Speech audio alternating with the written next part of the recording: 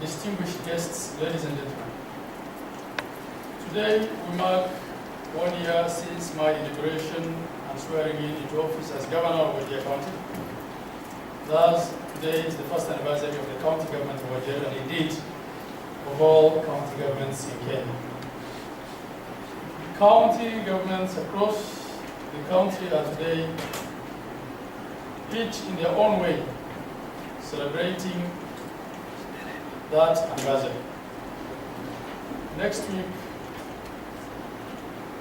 we will, God willing, gather in Kwale to jointly reflect on the milestones covered and the challenges confronting us.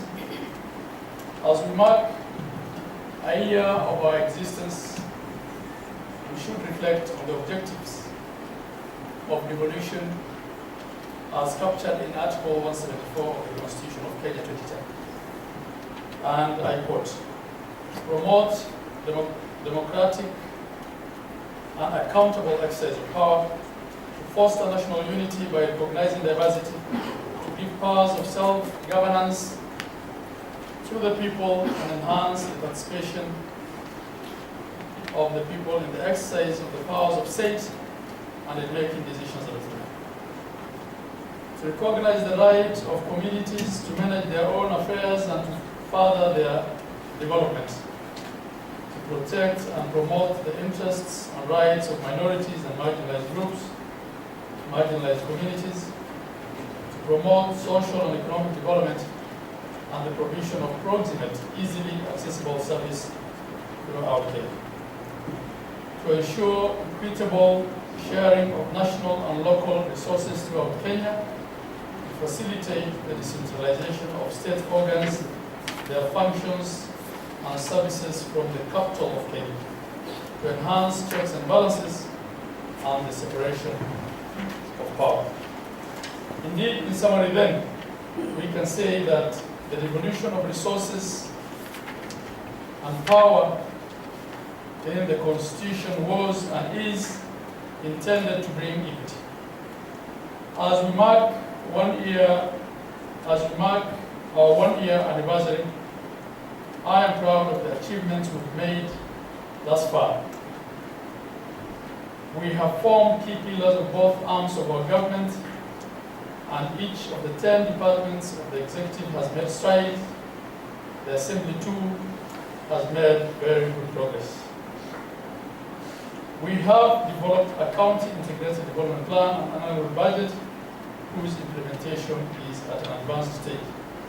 In summary, the highlights of our departmental work includes, but is not limited to, the following. Water. Provision of water to our people continues to be the single most important challenge that we face. We have so far drilled 12 boreholes, another 36 have been contracted and are at various stages of drilling, 18 new water plants with a total capacity of 480,000 cubic meters have been dug. We have embarked on a program to desil oil plants across the county. Further, we have constructed 3 sand dams in Gujarat to conserve water and recharge the shallow wells there.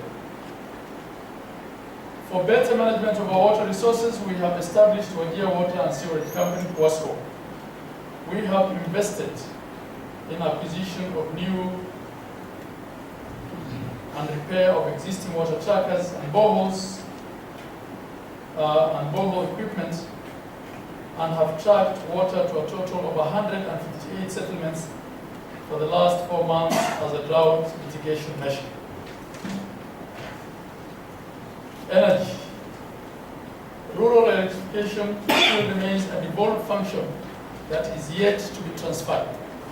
Consequently, resources for electrification have not been transferred to counties. The county government has established 9 floodlights in Wajir town to bolster security. Plans are well underway to install 100 solar lights in all sub-county headquarters before the end of the fiscal year. Environment, forestry, and wildlife. We have established indigenous tree nurseries to increase indigenous forest cover and have commenced the planting of windbreaks in a number of towns. Some of those already covered include Hodan, Mokorol, and Bajahan. Health sector. Mr. Speaker, we have invested heavily in revitalizing our health sector. We have thus far recruited 170 new healthcare workers and increased the headcount of our staff, including the support staff, from 230 that were transferred to us when the function was transferred to a total of 501 today. We have operationalized our district and sub-district hospitals in Wajir town, which now, for the first time ever, works for 24 hours. And also in Habaswe, Kute, Giriftu, Buna, Korondile, and Harada, among others. We have opened new facilities which were hitherto closed for lack of staff and equipment, including but not limited to Haragal, Gatote, Johar, Basir, Anole, Abdi Wako, Tesuriye, Argane, Kursing, Burdel, Godoma, Ingirir, Lesayu, and Malu. Construction of new dispensaries is underway in Baladulamin, Burmayo, Salelma, Dolakuta, Halane, and Beram. Mr. Speaker, to address maternal and child mortality, we have 30 new maternity extensions under construction and have given ourselves a deadline of 15th of April to operationalize all of them. We have purchased and away delivery of 8 new ambulances for the sub-counties, in addition to repairing and fully operationalizing all the existing ambulances that we inherited. Our facilities are now well stocked with medical supplies and have constructed and we have contracted out the completion works of our medical training center MTC at a cost of 50 million shillings. The construction of the regional national public health laboratory supported by the World Bank is progressing well. Mr. Speaker, we have given ourselves till the end of this fiscal year to fully commission the operating theatres at Bute and Giriftu hospitals.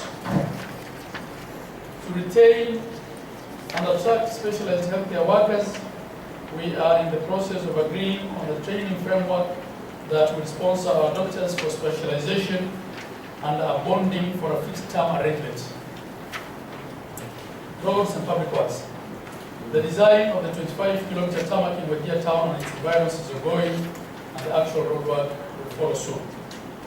Roadworks at various stages of completion thus far include graveling of 191.3 kilometers, grading of another 176.7 kilometers, construction of 30 drifts, and bush clearing along 930.4 kilometers, all contracted out with works either complete or at various levels of completion.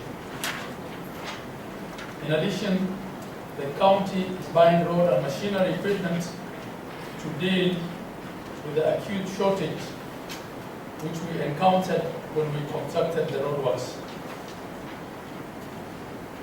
We have contracted the construction of our county headquarters and office blocks for all sub-county and ward administrators.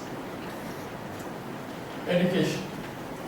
Mr. Speaker, so far we have revived the polytechnics by buying learning materials, introducing new courses that are relevant to the youth, such as electrical and plumbing.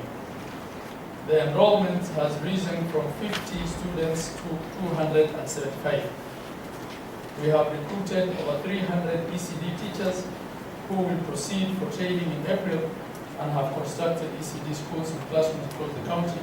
Ongoing projects include model ECD schools in which we are investing a total of 92.8 million shillings this year.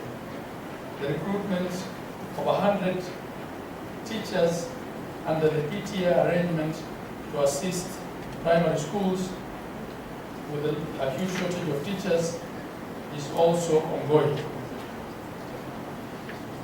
We have also invested in 5 fully equipped workshops in the sub-county polytechnics. we're spending Kenya shillings 30 million on bursary for secondary and university students from disadvantaged families and constructing dormitories for the Wajir School for the deaf this fiscal year. Mr. Speaker, the grades posted by our children in both primary and secondary schools continues to be worrying. To this end, the county government is sponsoring as stakeholders an all-county leaders education forum in May this year, aimed at deliberating this matter and coming up with practical steps to immediately reverse this trend. Agriculture and veterinary. The department has constructed hay sheds to boost strategic hay reserves, has trained over 640 community health workers and over 200 butchers. It has provided knapsack sprayers for tick and pest control, innovated livestock markets, which for the first time will have amenities and facilities as opposed to just being open meeting spaces. One modern livestock market is currently under construction at Upper Mile Livestock Corridor. We have vaccinated over 600 heads of livestock against common livestock diseases, and the exercise is still ongoing in some of the sub-counties. 38 farms are at different stages of being fitted with small-scale drip irrigation. 5 larger-scale irrigation schemes for water harvesting are underway, which we believe will irrigate over 300 acres of land. Completion of the export slaughterhouse and the tannery at Buna is also on the cards. ICT, information and communication. The department has institutionalized ICT in the government setup, and in spite of not inheriting a single computer or printer from our defunct local authority, we have been recognized as one of few counties by the CRA that handles over 90% of all their financial transactions on the government IFMIS and GPay platforms. We are constructing 5 community centers in Aldas, Giriftu, Habaswein, Salvat, and Bute, and are planning to extend the fiber optic to Giriftu and Aldas. In addition, we are establishing a data center and implementing a health management information system. We also working with service providers in the sector of mobile telephony, investing in the increase of network coverage in the county. For this fiscal year, we intend to invest in 6 base stations. Lands. We have formed a land dispute tribunal and stopped the grabbing of public land. We are implementing the Wajir Town Special Plan. Special plans and surveying is also underway for all the sub-counties. The first phase of this is surveying and regularizing Wajir Town data, plot data for issuance of title deeds, an initiative that we are undertaking with the cooperation of National Land Commission, as you might have seen in today's newspapers. Trade and wildlife. Under trade, we have constructed 6 fresh produce markets across the county and have established a Sharia-compliant revolving fund of Kenya shillings 150 million. The disbursement of which, inshallah, should commence in the first half of April. Over 40 cooperative societies have been established with the help of the department in anticipation of participating in this revolving fund. Peace building and conflict resolution. Mr. Speaker, the county government has been at the forefront in dealing with conflict. We have established a peace and conflict resolution directorate in my office with a full-time director supported by a council of peace elders. We have settled the internally displaced in Burmayo and Bunana and have invested in the resolution of clan disputes in Eldas and Wajir North. We are pursuing peaceful mechanisms to resolve the border dispute with our sister and neighboring counties. The County Assembly. Mr. Speaker, the Assembly too has done well. We were amongst the first counties to vet and approve nominees for appointment to the County Public Service Board and the County Executive Committee. The Assembly approved the budget in accordance with Article 207 of the Constitution, approved a CIDP and a special plan, and has made relevant laws in line with its constitutional mandate. Speaking to the challenges, Mr. Speaker, like all startups, devolution has not been without challenges, both globally in the country and specifically in our country. Foremost, the expectation of the citizen. Foremost, the expectation of the citizens that devolution will be a panacea to all their problems and will have instant solutions need to be checked. County governments have not been adequately funded to carry out all their functions. Mr. Speaker, the institutions and organs of leadership created in good faith under the Constitution continue to bicker over boundaries of their mandate, and the county governments have borne the biggest brunt of the targeted war of misinformation and propaganda. However, Mr. Speaker, I want to assure this House that the tenets of devolution are well protected by the Constitution. It's only with the blessings of the people, the Kenyan voters, through a referendum, that any fundamental amendments can occur. In our case as a county, Mr. Speaker, we continue to struggle in attracting qualified personnel with the necessary technical skills to perform certain duties. Our advertisement for hiring of additional doctors, anesthetists, or even internal auditors and payroll managers did not attract qualified persons of the caliber we were seeking. The need to further decentralize our functions and the provision of our services in accordance with Article 176 of the Constitution is not complete. To this end, we will soon be posting administrators in all wards. Mr. Speaker, the one-year anniversary is indeed a time to reflect on what we have learned and what we need to research more on, what we have accomplished and what we need to do better. The need to reflect and reason is also required by our faith, as clearly told to us in the Quran, chapter 2, verse 164, and I quote, "Indeed, in the creating of the heavens and the earth, and the alteration of the night, and the alteration of the night and the day, and the great ships which sail through the sea, with that which benefits people, what Allah has sent down from the heavens as rains, giving life thereby to the earth after its lifelessness, and dispersing therein every moving creature, and directing of the winds and the clouds controlled between the heaven and the earth, are signs for people who use reason." In conclusion, Mr. Speaker, devolution is off to a great start in Kenya and in Wajir County.